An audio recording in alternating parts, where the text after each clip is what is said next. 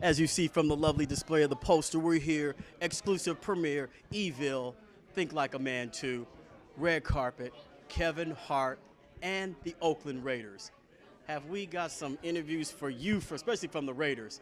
Watch how I get free tickets, season tickets, using underhanded tricks, but hey, you want to watch, we all know you do.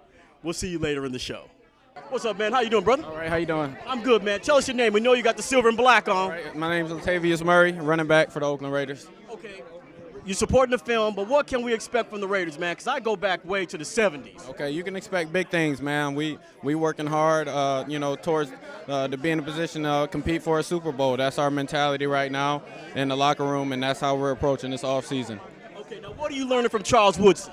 We learned a lot from Woodson, man. He's a guy that's been around for a while, played in a lot of football games. So he's a great leader in the locker room, and I just take what I can from him. All right, now, here's the other thing, man. Give me some tickets, brother. Give me some tickets. Give you some chickens? What's chickens? No, I'm just kidding. Clarence Barnes, left guard. What's going on? What's up, baby? Not much. So, Daddy, what can we expect this year, man? Well, as you can see to my left, we brought on a lot of talented players. Oh, yeah, we about to do big things.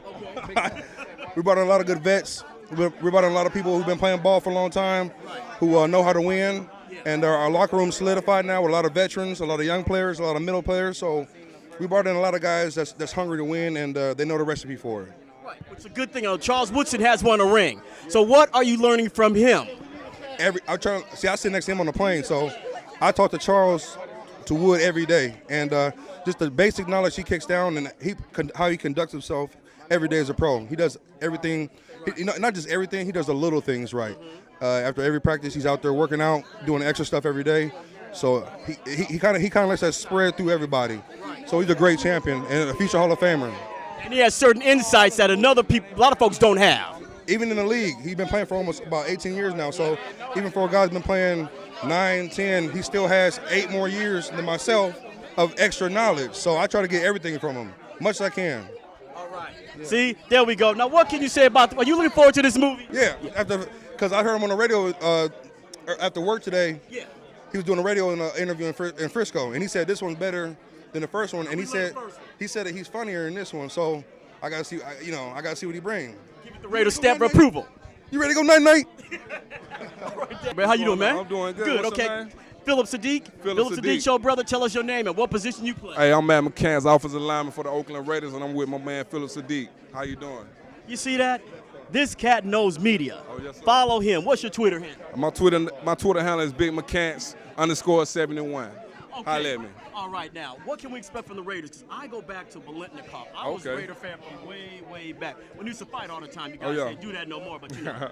Yeah, man, we're definitely trying to bring back that old school Raider feel, man. That's one of the biggest focuses on this offseason, man, just to bring back that old school Raider feel, that toughness, that commitment to excellence, just trying to do everything right, man.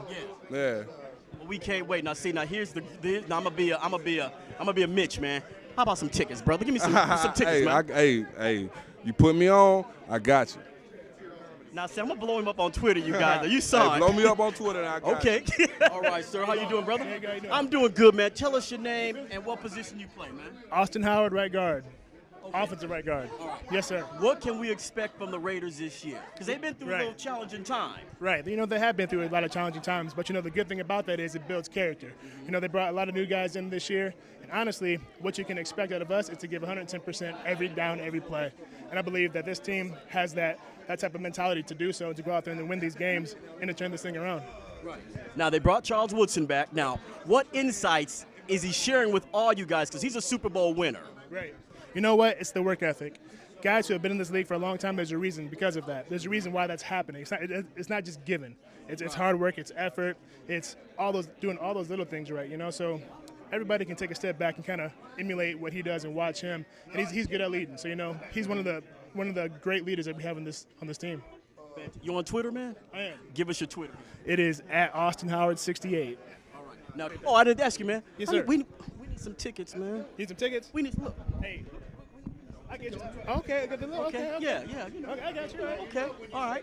I'll tell you what. Hit up www.oaklandraiders.com. Where they drink martini. Oh gosh, thank you. Thank you, baby. I'm almost done, guys. Ain't like y'all doing nothing. Hey, y'all need to have y'all asses in camp. That's what y'all need to be at right now. Man, that's pretty hard, brother. How you doing, man? Me, 1-0. I'm winning right now. Come on. Uh-oh. I gotta finish this line and then I'm coming. Almost. What's up, man? How you doing, man? How are you, sir? I'm doing great. Now, tell us, to start, the first movie was so funny. What can we expect from part 2? Because you've added some more pieces to it. And why a part 2? Part 2 is just about the involvement of all the relationships and the couples that you saw in part 1. We kind of left it in a place where it could go so much further, from marriage to kids to seeing people interact with their wives that you didn't see in the first one.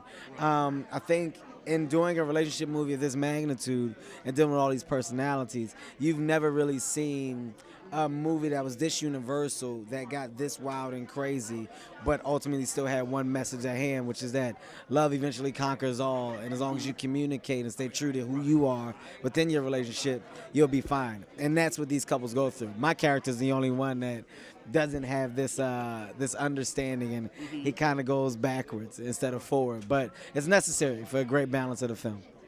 Now, why Vegas? I mean, you could have picked any city. I mean, Dubai, anywhere. Well, why Vegas? We wanted that Hangover, Bridesmaids type feel, but with this type of comedy.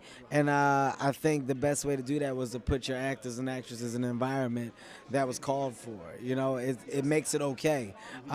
Any craziness that happens is understood and can be grounded because it normally happens in Vegas. Whereas if you keep it in a regular situation or a regular city, it's not. And then we're forcing the issue and your story kind of falls short. So this just allowed us to kind of have a great storyline and a lot of women to go crazy and a lot of men to get crazy and then come back to a place where it's time to go home. Right.